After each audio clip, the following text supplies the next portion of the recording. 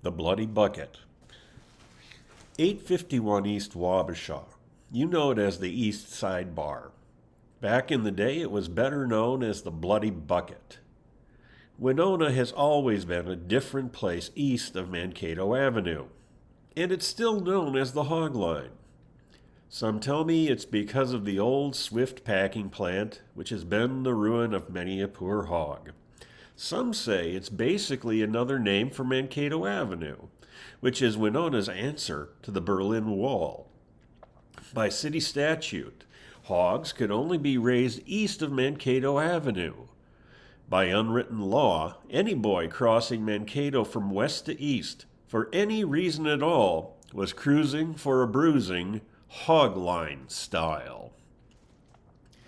On Friday and Saturday nights, the farm boys would all come down to the Bloody Bucket from places like Nodine and Plainview and Lamoille. They'd get drunk and pick a few fights with the local Polacks, who were always willing to oblige. It was more like a dance than anything else, except for dudes, beer, and broken bones.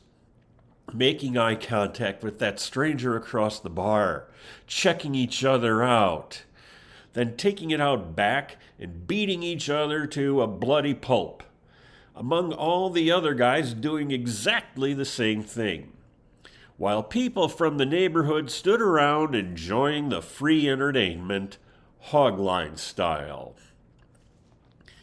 A little while back, I shared an old picture of the Park Saloon on the Winona Facebook page.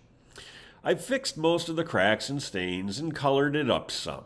I thought someone might notice it had a grocery store attached. But back in the day, lots of Winona saloons doubled as mom-and-pop grocery stores. What people really noticed was the guys hanging out in front of the saloon, particularly the two at the right side of the picture. One guy is missing a leg and standing on a crutch. The other guy is sitting in a wheelchair with no legs at all. As best I could tell from the photo, nobody's feeling any pain. I don't remember where I found this picture, so of course I didn't know the date. My first guess was the 1880s, and that the guys were Civil War veterans. Not a bad guess. A lot of guys came back to Winona from the Civil War with missing parts. A pretty good guess, but wrong. A Facebook friend and fellow member of Cheerless Pain identified the guy in the wheelchair as her great-great-grandfather, Joseph Lewinsky. Joseph and Joanna Lewinsky arrived in New York City on May 7, 1883, aboard the ship Herman with their 3 children. The youngest, John Frank, was not quite a year old. The 1910 U.S. Census shows Joe Lewinsky as a widower living at 916 East Broadway with his unmarried son Andrew. Joe was employed as a section worker on the railroad. Section men worked all day outdoors with picks and hammers in all weather. They worked as long as the railroad needed them to. So we can assume Joe's legs were still attached in 1910. The 1910 U.S. Census also shows that Winona's population had dropped nearly 6% over the last decade. Winona was on the ropes. The lumber mills were shutting down. Businesses like J.R. Watkins and Bay State Milling were keeping the city alive. Some Polish families from the East End left for Wibo, Montana to try farming. Not ranching, but farming. You can guess how well that worked out. It wasn't all bad news. The interstate packing plant had just opened up on the far end of town. It would later be bought out by Swift, Hogline and all. The Bambenek brothers would soon start making Peerless tire chains in their dad's garage at 5th and Mankato.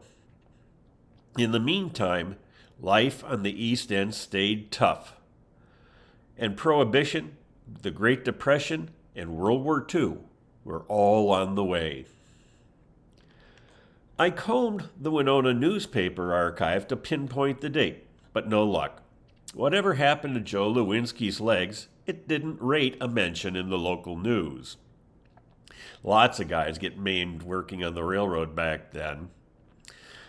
A 1921 Republican Herald article describes how burglars got into Joe's house at 916 East Broadway and stole $280 while leaving another $220 behind.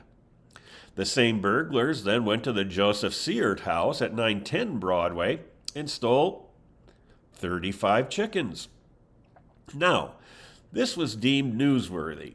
We learned that Joe had both legs amputated several years ago as a result of an accident. Well, so much for the newspapers. Let's go back to the picture.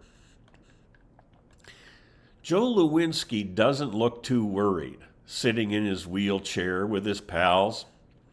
The two-legged guy standing next to Joe's right looks like he's holding a big frothy beer. So it's Prohibition Eve at the Bloody Bucket. Soon they'd all be obsessed with hunting down hooch or trying to distill some of their own, a welcome diversion from Winona's ocean of cheerless pain. Treading water is an achievement in itself, but there are people who actually swim for it. No place to swim for, but they swim anyway. That's a Kashubian trait. Joe Lewinsky was an old, worn-out widower in a wheelchair. But Joe Lewinsky was also one of the swimmers. And I've got photographic proof.